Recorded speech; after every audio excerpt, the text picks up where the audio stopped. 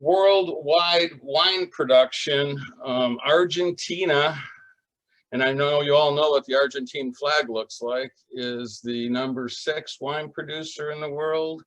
And Chile is #9, just ahead of Germany. So they're both, major wine producing countries out there. But a lot of folks didn't know that China is the 7th biggest wine producer in the world.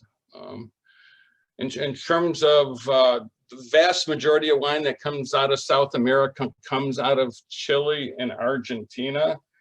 And if you look at the wine regions of both countries, they're right next to each other. You've got Chile on this side, Argentina on this side, and what you have in between them is the Andes Mountains. So, as a crow flies, it's pretty easy. They're pretty close, but in reality, it's almost impassable between the two areas and that sort of thing. But it's interesting that those are the two major wine areas. What's interesting when you look at wines from the Southern Hemisphere, everybody just assumes, living where we do, the farther south you go, the warmer things get. Well, in the Southern Hemisphere, it's the opposite. The further south you go, the colder it gets. So you'll see that the southern parts of both countries, there's not a lot of wine production because you're getting really close to the Antarctic and that sort of thing. It's a different dynamic.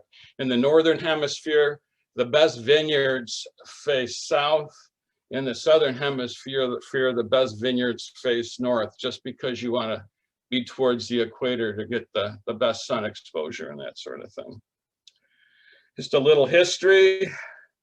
Winemaking in both countries dates back to the 1600s, and it was started by Spanish missionaries.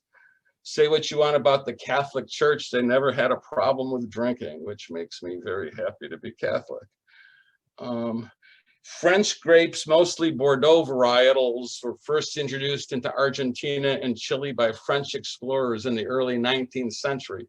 So you had all these vines from France that made their way to Argentina and Chile, and they planted them, and they started becoming the grapes of the area. Malbec, and that's where Malbec and Carmenere came from. They were originally imported from Bordeaux, France. But in the mid-19th century, there was a big outbreak of phylloxera. There's this aphid that pretty much killed all the vines in Bordeaux and most of the rest of France. And when they replanted in France, they planted very little Malbec and next to no Carmenere. So instead of being associated with France, because these grapes were thriving in Chile and Argentina, these grapes are now most associated with Argentina. Some Argentina fun facts in terms of wine. Most of the vineyards are in a desert, and most of them are near the Andes Mountains. So the entire wine area of Argentina stretches 950 miles from north to south. Most of the vineyards, because you're in a desert and it's too warm, they're planted 2,000 feet or more above sea level. And that's why most of the vineyards are near the Andes Mountains, because you need that elevation. The Andes blocks most of the rain. These are really high mountain ranges, and the clouds don't always make it over the mountain ranges. So they need a lot of irrigation in that area. And most of that irrigation comes from the snow that's on top of the Andes Mountains. When it melts, they use that to irrigate their crops. Hail is a huge problem. So unlike most other parts of the world, if you go visit their vineyards, you're going to see a lot of netting on their vines to help protect their vines. Rot and mildew are not a problem. If any of you that went to the Spanish class, I saw were in Rio Brachas, where rot and mildew were a problem. They planted their vines in pergolas.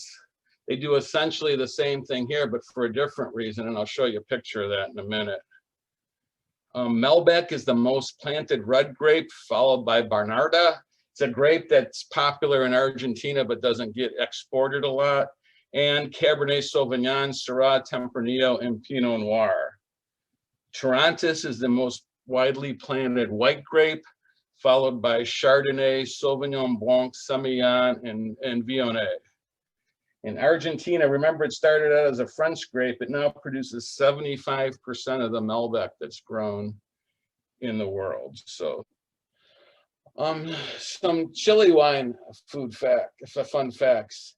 The vineyard area is 600 miles long and 60 miles wide. So just like Chile itself, it's narrow. Most of the vineyard areas are planted between the coastal mountain ranges and the Andes. So the Andes are here, and then there's another mountain range that runs against the coast, and that helps protect it from a lot of the ocean influences. You get a lot of Antarctic winds that help cool the area. There's a current that runs from the Antarctic up into the valley over here. You have really cool nights and warm days, and when you have those types of temperature differences in a day, that creates a lot of complexity, a lot of different flavors in the wine, and you get a lot of that from wines from Chile. Although they grow more Cabernet Sauvignon in Chile, Carmenere is considered to be the signature grape of Chile. They grow more of it there than they grow anywhere else. Other red grapes in Chile include Merlot, Syrah, Pinot Noir.